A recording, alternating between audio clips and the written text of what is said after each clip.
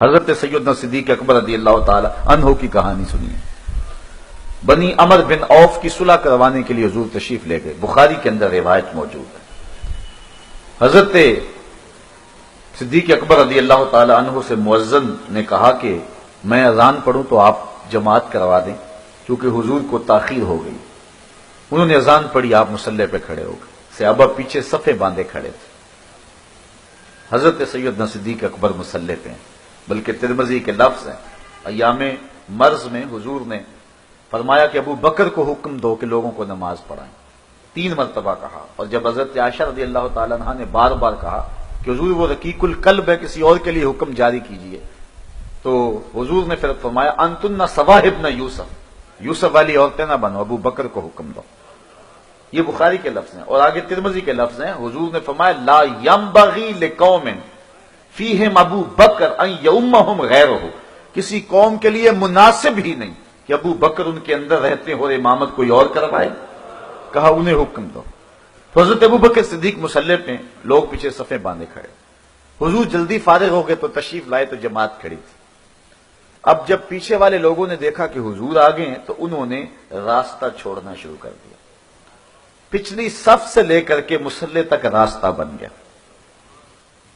اب میں اس سوچ کو کدھر لے جاؤں کہ نبی کا خیال نماز میں آئے تو نماز ٹوٹ جاتی، صرف ہمت بسوئے شیخ و امثالیاں از معظمین، گو بجناب رسالت ما بچندی بدتر از استغراق گو خر خود است۔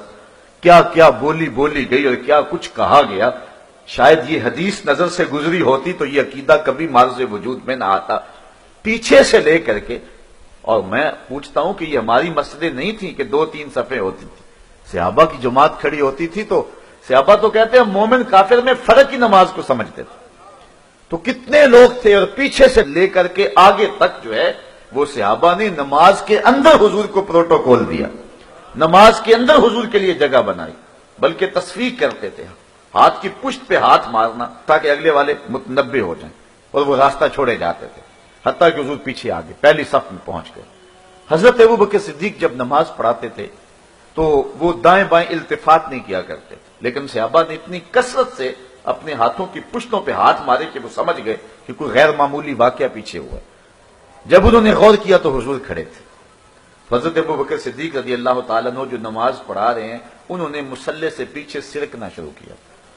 آقا کریم علیہ السلام نے ان کو فرمایا کہ تم اپنی جگہ پہ کھڑے رہو اور نماز پڑھاؤ، لیکن حضرت صدیق اکبر رضی اللہ تعالیٰ عنہ نے ہاتھ کھڑے کر کے اللہ کی حمد کہی اور اس پیچھے مصلی پہ سرک آئے۔ حضور مصلی پہ چلے گئے، نماز سے فراغت ہوئی، سلام پھرا۔ حضور نے فرمایا ابو بکر، جب میں نے کہا جو تھا کہ تم نماز پڑھاتے رہو تو پھر تم پیچھے کیوں آ گئے، تم آگے کیوں نہ رہے؟ تو حضرت ابو بکر صدیق رضی اللہ تعالیٰ عنہ کے لفظ سنیے، کہنے لگے ما کانا لابن ابی قحافہ ان یؤم النبی صلی اللہ علیہ وسلم، حضور ابو قحافہ کے بیٹے کی یہ جرأت کب ہوئی کہ رسول اللہ کے آگے کھڑا ہو کے نماز پڑھائے؟ تو حالت نماز کے اندر بھی تقدم اختیار نہیں کیا ہے۔